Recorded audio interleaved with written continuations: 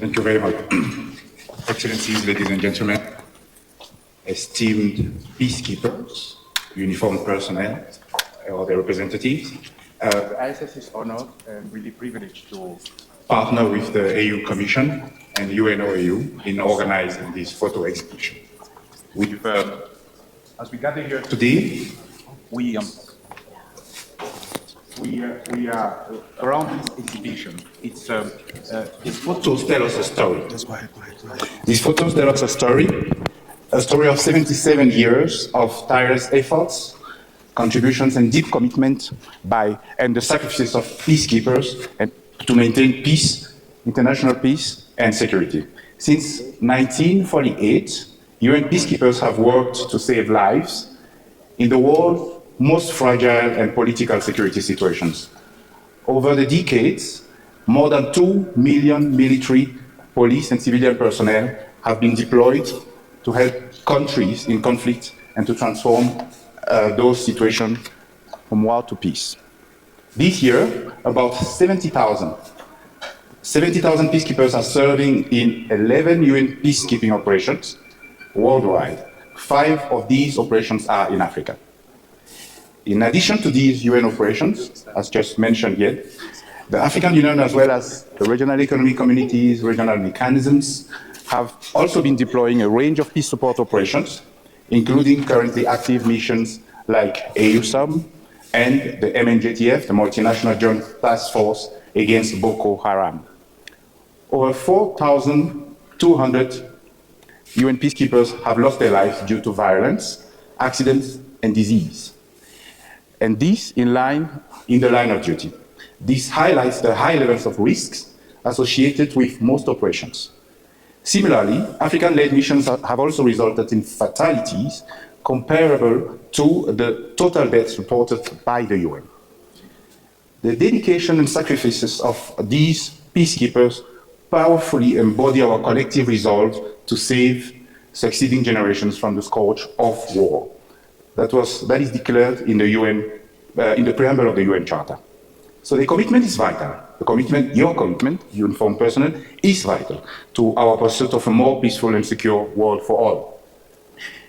While adopting the Pact of the Future, member states requested the UN Secretary General to review the future of all UN peace operations as a vital tool for multilateralism.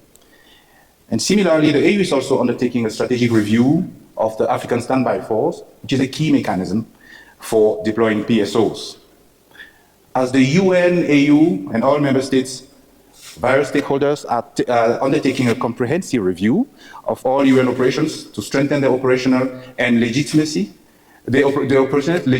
and effectiveness. It is imperative that we prioritize the safety and protection of peacekeepers. But ensuring the security and safety also requires the political principles to take the right decisions. I'm talking about the mandates. Everyone who has been deployed knows about the dilemmas of mandates, which are today called Christmas mandates. And I would like to end by highlighting 2 impasses in which current peacekeeping operations have been maneuvered into.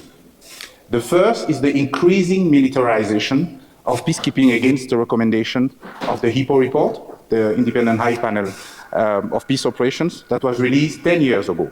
Actually, we celebrate also 10 years of the HIPPO report.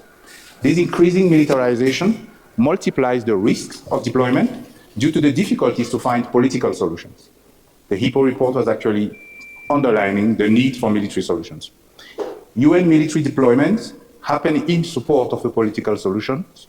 They are not meant to be the solution. The second challenge is the stabilization dilemma. The ambition to protect civilians and to support the emergence of legitimate institutions in countries where UN peacekeeping is deployed has led to situations in which peacekeeping operations appear to be supporting one side against the other. As a consequence, we've had instances of coup d'etat happening while a UN peacekeeping mission is deployed. We've also had instances of constitutional manipulation under the purview of a UN peacekeeping mission. This contributes to distort the image of UN peacekeepers, but also indirectly threatens the lives of those who are deployed, particularly the uniformed personnel.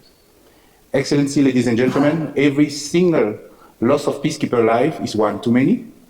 It's our collective endeavor to commit to ensure that those who are serving on the front lines are adequately safeguarded, enabling them to carry out their essential duties. Once again, I would like to thank the AUC and the UNOAU for partnering with the ISS, and all of you, of course, for being present today. Thank you very much.